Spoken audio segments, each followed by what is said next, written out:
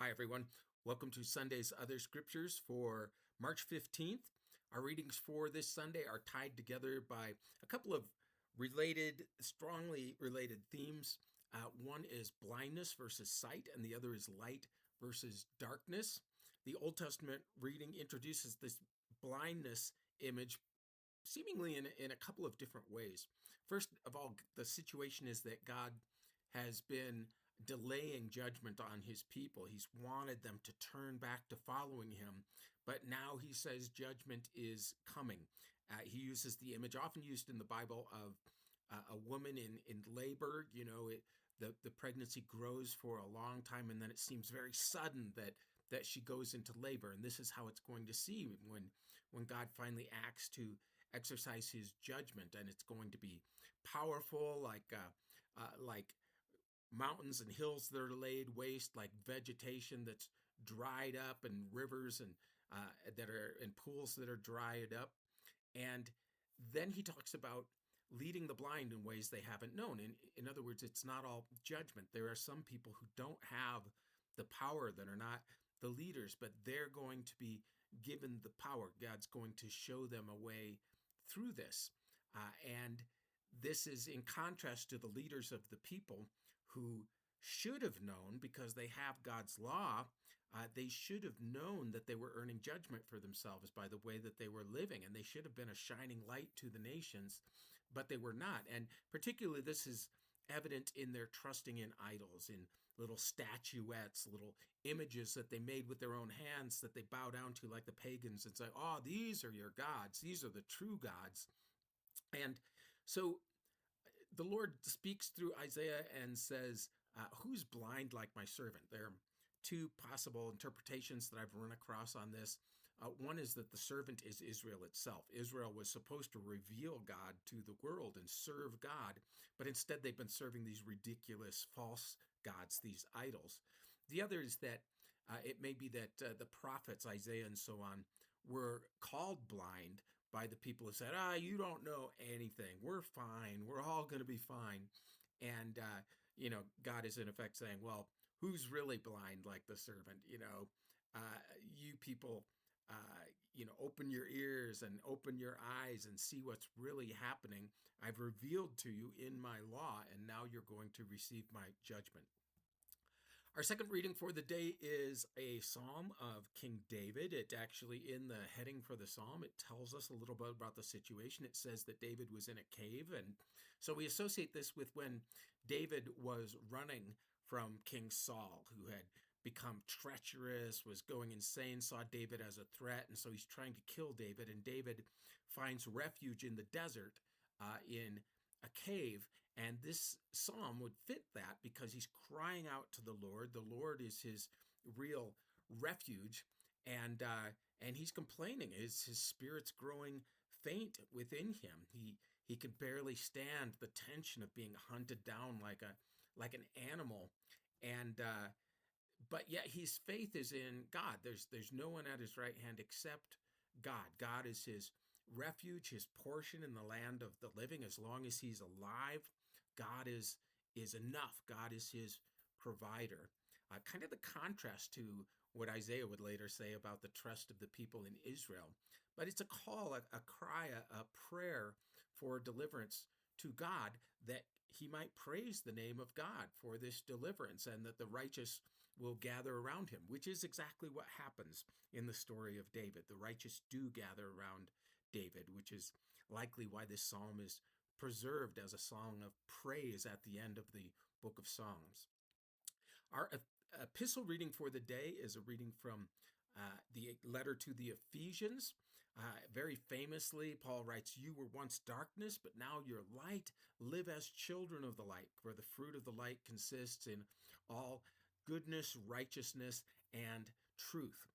And he goes on and talks about this light of God, which of course is a closely related image to sight, because we don't have sight without light. But in this case, it's the idea is that God has made us children of the light by sending his light into the world in the person of Jesus. And we are to reflect the light of Jesus by the way that we live, by pursuing righteousness and truth and living like like Jesus. So this one's fairly easy to understand. The one tricky part is it says, we should expose the deeds of darkness, not by talking about them, because that's shameful, but by living so much differently. Now that leads us to our gospel reading, which will be the text for our sermon. It's a fairly long reading, but John uses the miracles of Jesus to really highlight and illustrate the teachings of Jesus. So in this reading, it starts out with a famous question, famous because this has been struggled with by theologians throughout century after century, and that is, why would a good God allow evil in the world? And the assumption of Jesus' disciples is, well, God's a just God. Therefore, if you're suffering from evil, in this case, a man who was born blind, somebody must be to blame. Somebody messed up. Either it was the parents who did something, so God punished their child, or the child was going to do evil, and therefore God struck him blind. And neither of these are very satisfying, primarily because they don't match the character of God. But people want to believe in karma. That we're raised to believe that if you're a good little boy or girl, you received good, and if you're a bad little boy or girl, you received bad. And therefore, if you've received bad, somebody did something wrong. So the disciples asked Jesus about this, and which one is it, him or his parents? And Jesus says neither. Jesus often answers a dialectic questions where it's this or that, and Jesus will often go neither. It's not what you think it is. And in this case, he says this is that God might be glorified that this man is evil, which it also seems somewhat dissatisfying, but it does turn out well. And so Jesus makes some mud. He spits in the ground, which people think is kind of yucky, but this was every time Jesus heals, he does it in a little different way. But this was common. Spittle was thought to have curative character, and mud was used medicinally. And so for a blind man, this was something that he could actually feel and sense that Jesus was doing something. And we find out that the blind man doesn't know that Jesus is the Messiah. He ends up, even after the miracle, thinking that Jesus is a prophet. And then Jesus encourages the blind man to show his faith. He says, go wash in the pool of Siloam, which means sent. So he's sent to do that. He obeys, which shows his faith in God, that God can work through whoever this guy is, and he receives his sight. The thing is, because he receives his sight at the pool of Siloam, he hasn't actually seen Jesus, and he doesn't really know who Jesus is. And the Pharisees are upset because Jesus did this on the Sabbath. And to them, it's not a miracle, it's masonry. Jesus was working on the Sabbath, and how dare he violate our laws about what's allowable on the Sabbath. So he can't possibly be from God because he doesn't do what we would do. And so they interrogate the man, and they interrogate the man's parents. They doubt that he was born blind, but everybody who knew him knew he was born blind. He's always been blind. And the man himself doesn't know where Jesus went. He doesn't know who Jesus really is. He gets frustrated. Jesus ends up finding him and straightening him out. And by that, I mean he reveals who he is to the man. In a sense, he gives the man his physical sight, and then he gives the man spiritual sight. And we see this progression that he's a prophet, and then he wants to know who the Messiah is so that he can worship him. And Jesus says, well, that's me. And the man believes, and he praises him. And this is all really an illustration to us, not just of the fact that we don't know the answer to why God allows evil in the world, but we know that we have a choice as to whether it glorifies God or not. And we have a choice as to whether to believe or not believe, because God has done what is necessary in sending Jesus into the world and pouring out his Spirit so that we ought to be able to see. This is why Jesus often says, for those who have ears to hear, let them hear. And he might just as well have said, for those who have eyes to see, let them see what I'm doing here in a metaphorical sense.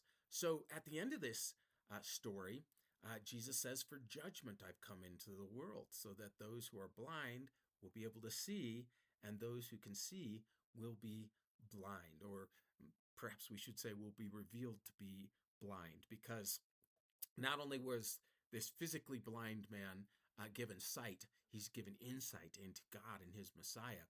And yet, those who could physically see, the Pharisees, nonetheless will be revealed to be blind because they rejected God's Messiah, Jesus. And so it's not that Jesus came to enforce the final judgment, Judgment Day, the first time he came, but on Judgment Day, we will be judged based on our response to Jesus because he's done everything necessary for us to be able to see what it is that we really need. So I hope this gives you a lot to talk about and that the Lord blesses your conversation.